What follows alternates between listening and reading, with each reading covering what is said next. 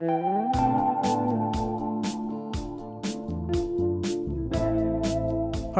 I'm Greg Lefebvre, creator and host of the Compulsive Storyteller podcast. Welcome to another segment of Pass the Mic, where we invite talented guests, artists, writers, actors, musicians, and others to join us on the pod to tell a great story and to chat with me about the art of storytelling. I'm excited to introduce today's guest, Adam Macias. Adam is a comedian, award-winning audio producer, and popular content creator. He's behind the new podcast, That Was Wild, a show where wild stories are as unpredictable as they are hilarious. Welcome to Pass the Mic from the Compulsive Storyteller podcast. I really enjoyed That Was Wild. You have great energy and enthusiasm, and you're very funny. Thank you so much, Greg. I'm really excited for this. So I'm going to try to bring all that to this show right now. Great, fantastic. So you have a story. Does it have a title? Yeah, I would say the Adams Truman Show. You have the floor whenever you want to start. Yeah, okay. So this story is about a wild mushroom trip that changed my life for the good, but it was very bad at first. But in order to tell the story, I'm going to rewind a little bit, but I just wanted to give you a little teaser there. Got it. When I was 17 years old, my mother asked me if I thought her and my dad should get a divorce. She phrased it as, "What do you think I should do?" She had just gotten back from serving him divorce papers. Her hair was drenched with rain and she was crying. And because no one likes to see their mother cry, I told her, "I think you should do whatever makes you happy." And if you knew anything about my mom and dad's relationship at the time, you would know how damning that statement was, because I would not describe my parents' marriage as happy. So subsequently, the divorce papers were finalized on June 27th, 2005. It was also my 18th birthday. I have this old journal from that time. Here's what I wrote that day. June 27th, 2005. I had 2 parties this year. My mom gave me money and my dad gave me this old notebook. I can't wait till Christmas. I was already looking forward to 2 Christmases. Everything was on the up and up, but I think I was secretly sad at this moment. I don't remember if my involvement with drugs and alcohol had started before or after that night, but I think that's because of all the drugs and alcohol I had taken that night. I had started taking a lot of drugs and alcohol.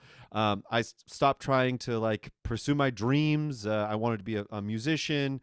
I never responded to any of my college acceptance letters. Instead, what I decided to do that summer after I graduated high school, I backpacked around Europe. And here's another one of my journal entries from that time. July 10th, 2005.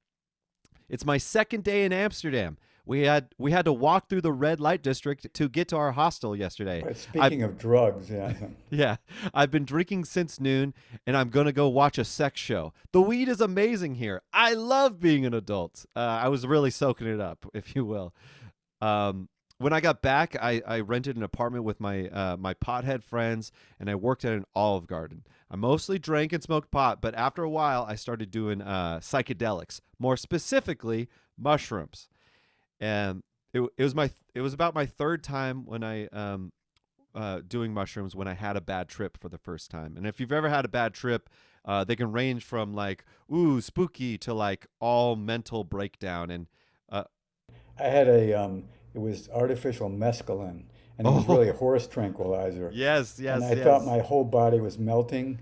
Yes. Awful experience. Yeah. So this time I blacked out or something, because I only remember bits and pieces from the night. I actually tried journaling some of it, which is something, a lot of people say to do. And so this is actually what I wrote from that night.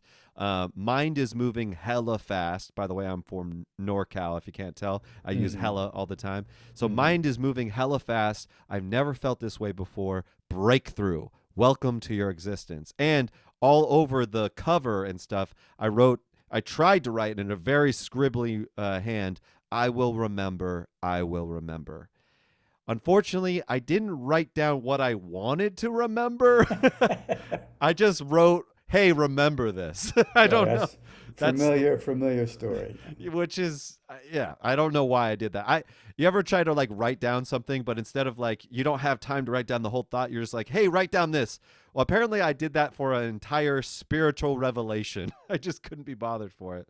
So I woke up the next afternoon, and yeah, I meant to say afternoon for sure. Like I wasn't an early riser after this trip. I woke up around like 2 p.m. But I felt off. Like somehow I was like, I don't know, I just felt like a different person. And like anybody, a pothead, I did a little wake and bake to see if I could get back to my normal rhythm. And that's when this terrible kind of paranoia happened to me. It felt like I was, drowning underwater. I felt consumed by it. And I realized later that I had a panic attack. And that feeling, weirdly, after this mushroom trip kind of never went away. In fact, it kind of intensified. It became this like constant feeling of dread. And shortly after that, I started to hear voices, whispers, Wow, really. yeah. Yep. I don't know if you ever like, I don't know. After a conversation, I would hear people whisper about me under their breath, like, oh, like what an idiot or something like that. And I knew immediately like that, hey, that's new. Like, so it had to do with this bad trip. So as if I was some sort of scientist, I was like, you know what? I'm going to try to get myself out of this, try to reverse this by taking more mushrooms. It's like that classic saying of like the only way out is in. Well, I kind of did a different version of that where the only way out is to trip more out. I tried to take more mushrooms. You're still in Europe? No, oh no, I'm back home in this is in Roseville, back now. So turns out taking more drugs to cure your psychosis is not a good idea. Because it got worse. The last time I had one of these trips, I wrote it down on March 23rd, 2007. I have this in my journal. I wrote down, my roommates, coworkers, friends, and even my own brother have been conspiring against me. I have thought this to be paranoia for some time, but the evidence will lie in tonight. And at this point, I didn't trust anybody in my life. But for some reason, that did not stop me from taking mushrooms with a very large group of people. I don't trust you, but I'm going to trip out with you. I don't know what I was thinking. I ended up becoming even more paranoid and isolated myself in a bathroom.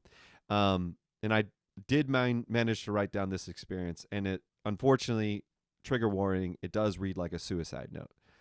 It says, my name is Adam Robert Macias, born June 27th, 1987. Ready for anything except nothing at all. Goodbye. And I don't know. I guess I would consider myself a witty poet when I was mushrooming out. But essentially, I had become convinced that we all lived in this kind of fake reality, and the only way to wake up from it was to die. So, for whatever reason that night, I decided to drown myself in a toilet bowl. I don't know why I chose a toilet bowl. I mean, Well, I it's was the in ultimate. yeah. It's the ultimate in a way. But I was in a bathroom. I don't want to like say there's good ways to do this, but there's literally so many options to choose to unalive yourself in a bathroom, and I probably chose the most painful and definitely the most unhygienic. And probably ineffective too. I mean, Oh yeah, there's not much liquid there to drown yourself in. I would have had to like force myself to do it, and maybe it was just a cry. I think it was ultimately just cry for help or some weird mushroom fantasy. But luckily, my roommate, he burst in because apparently he had to go to the bathroom real bad, and I was like taking the only bathroom in the apartment. I tried to tell him like, oh no, like I was just throwing up, but he actually didn't believe me, fortunately. And we ended up staying and talking in that bathroom for the rest of the night. I always think about this, but I really do owe him my life. Shout out to Lane. And during that conversation, I realized I needed help. So after that night, I decided to go to a therapist for the first time, which is really hard to do. When you're crazy, it's actually very hard to admit you're crazy. Like Yeah. it's very vulnerable. No Well, one wants. It takes bottoming out in a way Yeah. to decide I need help, Yeah. And that's kind of what happened here. I just was out of, I mean, literally the toilet bowl lowest part of my life. And I was like, you know what? I think I need help. So I went to this therapist, this psychiatrist. At the time, it was really hard. I sucked it up and I told her, I was like, I feel like people are watching me sometimes. I feel like I'm in this terrible version of the Truman Show. If you've ever seen the Truman Show with Jim But Carrey's, yeah, Jim Carrey was born into this kind of reality show where everyone around him is part of this show, and he's his own. that's He's classic paranoia. Yeah, passenger. And here's the thing: it's like, well, Adam, maybe you're just paranoid because you saw that movie one time and you're just adopting that fantasy as grandiose. And it's like, no, no, no, sir. This is how my paranoia. What if they created that movie to make me think exactly. that it's just a movie and I'm not being watched? Bam. What do you think about that? Uno reverse, you know? And so, but the only problem is that I kind of had that feeling that I was in this show. I could hear people talking about me. And then that's when this therapist jumped in and she said something that really just blew my mind. She said, when you hear these people whisper, have you ever asked them to repeat themselves? Have you ever said, I'm sorry, I didn't catch that? Which blew my mind. It was such an elegant solution. It's a good technique. Yeah, It's really just agency, which is something I had given up on in my life. I was escaping from it probably because of the trauma of being in a toxic family and the guilt of telling my parents to get a divorce and stuff. I was trying to escape my life here. And she went on to say something along the lines of like, I understand this is frightening. Our minds are powerful things, but you should also just try listening to yourself. Stop trying to run away from your thoughts. Are you really that afraid of what your mind has to say? that's good too. Yeah, She ended with this banger that changed my life. She says, let's say you're actually in this secret show. Wouldn't it be a better show if you actually did something with your life instead of just sitting on the couch and getting high? Ultimately, it's your show. Why not make the best of it? good. A wise therapist. After a lot more sessions, I was able to kind of spin this Truman Show paranoia as realizing it was a fantasy, and that these people whispering about me was just my creativity, my brain blaming me for not being happy. Like, hey, do something about this. It was my a manifestation of my depression and shame. And so ever since then, I've treated my life as if it's my show. But yeah, since then, I've always kind of had this motto of my life is my story and I'm the one writing it. Absolutely. Yeah. I'm also the one watching it. So why not write the story that I want to see? And that's how I lived my life. That was a great story. Thanks so much. It's funny, when I was 12, my parents came into my bedroom and said, we're going to get a divorce. I pushed my father and he actually fell into a window and broke it. Oh. And I threw a lamp at my mother. And they left. And then they came back again and said, all right, we're not going to get a divorce. You convinced them? And then they said, and then here's what's crazy. They empowered me. At 12, I started leading family meetings to try to make us better because my parents were like yours. My father was a merchant marine sailor who became an AT&T pole climber who became an AT&T executive. And my mother was one of the first female Air Force pilots. Wow. And so they were both strong people, and they just, they could not get along. They could not have been less suited for each other. So. Yeah, that's kind of how they were just not. My dad was a firefighter, very and a landscaper. My mom, she was very kind of type A. She was a stay-at-home person, but she was really good at like art and decorating and stuff like that. And they just did not get along. One was like Eeyore, the other one was like Chipper, and it just was like, why did you guys ever get together? Yeah, my parents were a disaster. That's so crazy. Did they meet in like the services? like on a boat or something, or? No, they met after the services. They met through a friend, and they fell very much in love at the beginning, but that didn't last long. My mother was a much more gifted person. She only finished high school, but she got herself into the Air Force. She had an amazing story in the Air Force. This is 1940, and she was a pilot teaching other pilots, and she took incredible abuse. Yeah. And she's not a woman who takes abuse, and so that was sort of the beginning of her standing up to men. And men are assholes. I mean, the men in the Air Force were total assholes. So. Yeah. No, I'm sure. Especially like a woman coming in teaching and stuff. Yeah. Yes. She had kind of a tragic life, but she taught me a lot about just not taking shit. Yeah. Totally. She's a badass. And therapists are, I've had 5 therapists and 1 great one and 4, I've had some interesting therapists. I will say, so since we're talking about therapists, the best therapists, I've had a good therapist like that. I've had funny therapists that were helped me change my life because I grew up in a depressive household. I kind of grew up with a negative mentality. And my therapist one day, he said, like, Adam, you got shit goggles. And I was like, what did you just say? Is that your professional opinion? And he goes, you know how people have rose-colored glasses? Mm-hmm. Well, you have the opposite of that. Yeah.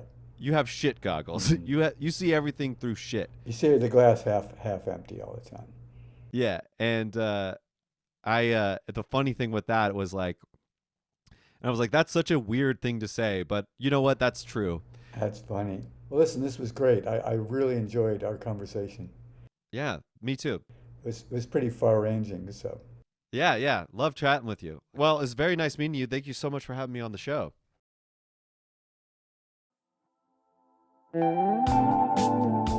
Are you ready to tell your own story on The Compulsive Storyteller?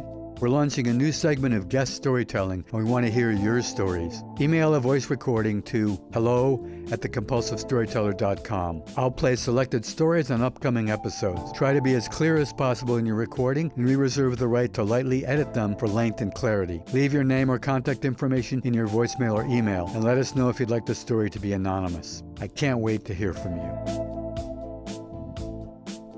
The Compulsive Storyteller is now co-produced by Greg Lefebvre and Fadia Montserrat, who's also arranged the music and created the special effects. Emily Ramon does design, research, editing, and marketing. Peter Kokoma has made our theme music and for many seasons co-produced the show with me. If you enjoyed this week's episode, let us know. You can find us on Instagram and Facebook @The Compulsive Storyteller, and we'd love to hear from you. This podcast is independently produced, so we really appreciate all your help and support. Share the show with your friends, subscribe on Apple, Spotify, or wherever you get your podcasts, and please leave a review. You can also check out our website, thecompulsivestoryteller.com, for more information. Thanks for listening, and if you didn't like this one, the next one will be another story. All characters and events portrayed in this podcast are based on my truth, with some names and facts changed for privacy. The conversations and dialogues are based on my best memory, but are not word-for-word recreations.